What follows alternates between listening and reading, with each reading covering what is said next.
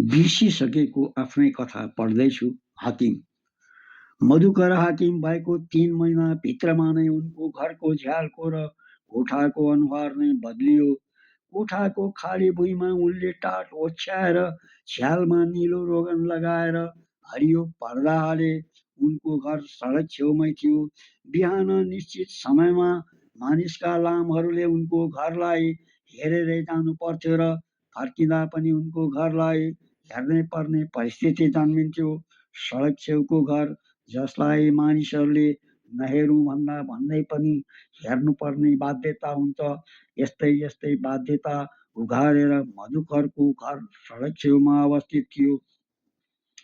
उनको घरको अनुहारमा परिवर्तनका गाढा धर्साहरू कोरिएपछि मानिसहरूले विभिन्न अड्कल काट्न थाले। अड्कल हल्लामा परिणत भएर हल्ला चाहिँ टोलको पसल पसलमा चर्चाको विषय हुन पुग्यो। सडक छेउको सरकारी धारामा पानी लिन आउने स्वास्नी मान्छेहरूले समेत मधुकरको चर्चा गर्न थाले। पानीको लाममा बस्दा उनीहरूलाई पट्यार नलाग्ने विषय हुन पुग्यो। मधुकर र उनको घर मधुकरका छोराछोरीहरू थिएनन्। 12 वर्षसम्म पनि सन्तान जन्माउन नसकेपछि अर्को बिहे गर्ने छुट कानुनले दिए तापनि मधुकरले सन्तानको लालचमा अर्को बिहे गरेका थिएनन्। पिण्ड पानीका कुरालाई उनी मान्दैनथे, यसैले उनले अर्को बिहे गर्ने चेष्टा कहिले गरेनन्। मधुकरकी स्वास्नी राम्री मात्र होइन, स्वभावमा पनि कसैले छिछि भनेर भन्न सक्दैनथे। सासु ससुरा धेरै वर्ष अगाडि खसिसकेका थिए, यसैले उनलाई घरमा त्यति झन्झट पनि उत्पन्न हुने गरेको थिएन। बिहान सबेरै उठ्नु र मधुकरलाई ओछ्यानमा चिया पुर्याउनु, त्यसपछि घरमा जमेको धुलोलाई बाब्य अथवा अमृषाको कुचोले मिल्काउने चेष्टा गर्नु र मधुकरलाई भात खुवाएर अफिस पठाउनु जस्तो उनको दिनचर्याको कार्यक्रम हुने गर्थ्यो। पहिले मधुकर कार्यालयमा कारिन्दा थिए। हिसाबहरूमा आँखा सधैँ बलमा ल्याउनु परेकोले आँखाले चस्मा बिना अङ्क नदेख्ने आफ्नो व्यवस्था प्रकट गरेको थियो र उनले आफ्नो आँखाको लागि चस्मा किनेका थिए। सेतो चस्मा लाएर हिँड्दा पनि उनको चस्माको चर्चा र परिचर्चा हुने गर्थ्यो। टोल छिमेकका मानिसहरू आपसमा फुसफुसाउँथे, आँखामा चस्मा लगाएर अचकल मधुकर हिँड्छ, आँखा साखा केही बिग्रेको होइन, खालि गुन्डा हुन खोजेको हो, पोज देखाउन खोजेको हो। मधुकर यस्ता कुरालाई प्राथमिकता दिँदैनथे। मानिसहरूको कुरामा, विशेष गरेर भकमफुसे कुरामा ध्यान दिएर उनी समयको महत्त्वलाई नबुझेको मानिस हुन सक्दैनथे। उनलाई थाहा थियो टोल छिमेकमा यस्ता मानिसको पनि बसोबास हुने गर्छ। त्यस्ता मानिसहरू उन्नति र अपनतिमा कुनै न कुनै रूपबाट मानिसलाई होच्याउने गर्छन्।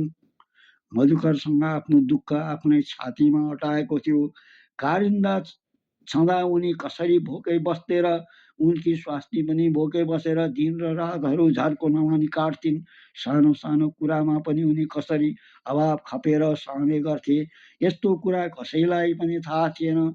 टोलको पसलमा उनले कहिले उधारो लिएनन्, बरु भोकै बसे, तर उधारो लिने व्यक्तिमा आफ्नो नाम दर्ता गराएनन्। कुनै पनि घर होस्, त्यहाँ कुनै न कुनै कारणको भोक लागेकै हुन्छ र मान्छेले आफ्नो भोकलाई विभिन्न आशाको त्यान्द्रो देखाएर टारेकै हुन्छ। कति रातहरू केवल मुराहीका फ्वाँकोहरूमा मधुकरले बिताएर कति बिहानीहरू मात्र फिक्का चियाको भरमा टारे। यस्तो कुरा कसलाई थाहा हुन्छ? बेचेको तरकारीले कसरी टाउको चर्काउने गर्थ्यो र टाउको चर्केकोमा खुल्ला हावा खाएर उनी निको पार्ने चेष्टा गर्थे, यसबारेमा कसलाई के थाहा हुन्थ्यो र? मानिसहरू दुःखमा एक शब्द पनि आफ्नो मुखबाट सुहाउँदैनन्, तर कसैले पाउन लागेको सुखमा दाँत गाड्न पछि पर्दैनन्। मधुकरको बारेमा टोलमा हल्ला फैलियो। हाकिम हुने बित्तिकै उनले अनैतिक काम गरेर घुस खाए, घुस नखाएका भए घरमा कसरी परिवर्तन आयो? मानिसहरूले यस्तै किसिमका हल्लाहरू हावामा उडाउन थाले र हावाले उडाएको हल्ला मधुकरको कानमा पनि ठुकिए। मधुकर हल्लाको स्पष्टीकरण दिन टोलको कुनै पनि पसलमा उभिएनन् र तरकारी किन्ने गरेको पसलमा पनि आफ्नो बारेमा उनले केही बताउन उचित ठानेनन्। कारिन्दा छँदा उनी साकिचा किन्ने गर्थे र सबैभन्दा सस्तो पाइने तरकारीमा साकिचा नै दर्ता भएको थियो। हाकिम भएपछि उनले साकिचा किन्न छोडिदिएर त्यसको सट्टामा परवर अथवा काउली लगायत बन्दकोपी किन्न थाले। तरकारी पसलेले पनि मधुकरमाथि शङ्का गर्न थाल्यो। मान्छेको जीवनस्तरले कुन ठाउँमा कुन बेला गएर अर्कै रूप धारण गर्छ, यस्तो कुरा कसलाई थाहा हुन्छ। बुझ्दै नबुझी र खोतल्दै नखोतली हरेक मानिसमाथि आशंका जन्माउन मानवीय स्वभावभित्र नपर्नु पर्ने हो, तर परिरहेको छ।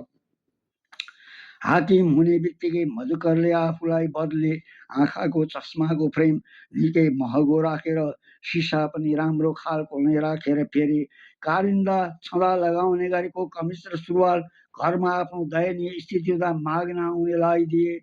आफूलाई सुटमा सजाएर स्वास्नीलाई बनारसी साडीमा सजाएर हिँडाउन थाले। टोलमा साडीदेखि लिएर सुटसम्म शङ्का भयो।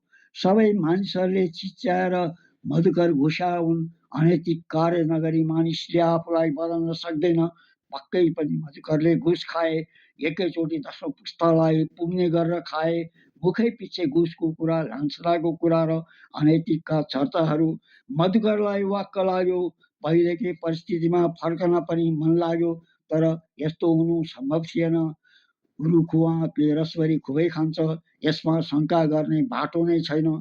मधुकरले सबै कुरा सुने, तर प्रतिवाद गरेनन्। प्रतिवाद गर्नुपर्ने खास कारण पनि थिएन।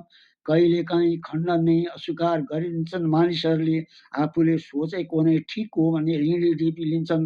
मधुकर यही कारणमा चुप लागेर सडकमा हिँड्ने नाबालक केटाकेटीहरूलाई झ्यालबाट फुर्सदको समयमा हेर्न लागे।